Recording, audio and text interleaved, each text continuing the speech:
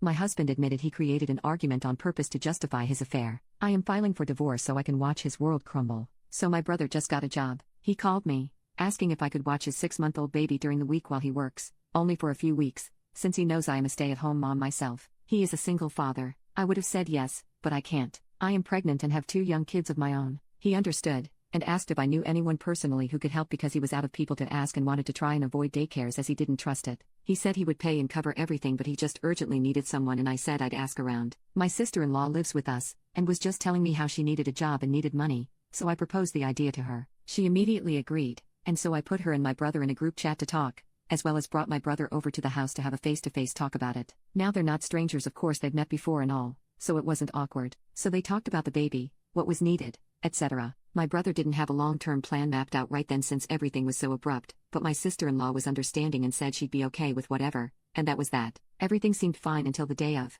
My husband came into our room and blindsided me with all these complaints on her behalf. He said my sister-in-law had not eaten since the morning, that she wasn't comfortable and she was tired and that she didn't even need to be there because other people were home and could have watched the baby, and that they only gave her $100, etc. I was confused, because I spoke to my sister-in-law while she was there to check on her and she said everything was fine. So I told him she didn't say any of those things to me, and I asked her and she said she wasn't complaining to him. I said to him bluntly, so she is not complaining, you are complaining for her? And he said, yes. I told him I was confused, because he was throwing it all at me as if it's my responsibility, and that sister-in-law and my brother are 2 adults who made their own deal, that was up to her and she agreed to it, nobody was forcing her. If she was uncomfortable or anything, all she had to do was say it. He continued to repeat the complaints and said, do I have to get involved? I told him the deal doesn't involve him, or me for that matter, and I don't understand why he's the only one upset here when it has nothing to do with him. They are adults. He told me he can't even have a conversation with me and left the room. I'm genuinely confused. Update, 2 days later. So, since I spoke with sister-in-law and husband separately and got nowhere,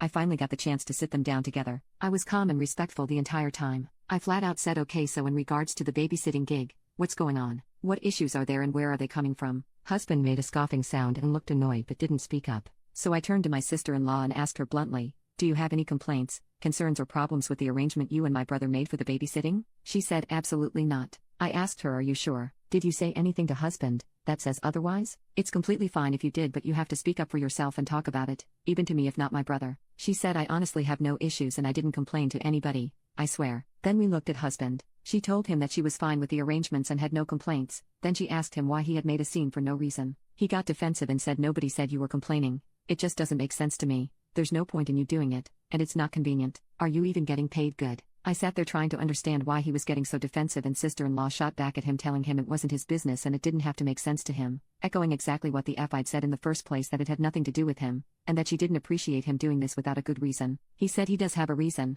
and when we asked what the reason was, he said because it doesn't make sense to me. I calmly asked him which part didn't make sense to him, and why he was so bothered by it when it does not affect our daily life in any way, that it didn't have to make sense to him cause it isn't his arrangement, and he got angry. He stood up from his seat, rambling something about how we were ganging up on him, and that we weren't going to make him the bad guy, and that nobody listens. Me and sister-in-law just looked at him while he rambled and she was just as lost as me. I, still very calm, asked him what he wanted out of this, and why he kept trying to involve himself, when sister-in-law clearly said she is happy with the agreement. He said nobody fagging uses their brain around here but me, I guess, and walked out. I don't know about y'all, but I'm no ass kisser and I definitely wasn't about to chase after him or baby him. He was being completely ridiculous in my opinion, so we let him go and that was it. About an hour later, he came back, and started saying things under his breath, like my own wife just let me walk out and she doesn't even care about me and it's just fag me, I guess I just don't matter, while sighing and dragging it out. I ignored all of it, because, grow up dude, and he came into the room and said, so you have nothing to say to me? And I was like, nope. We tried to address things and you decided to storm off,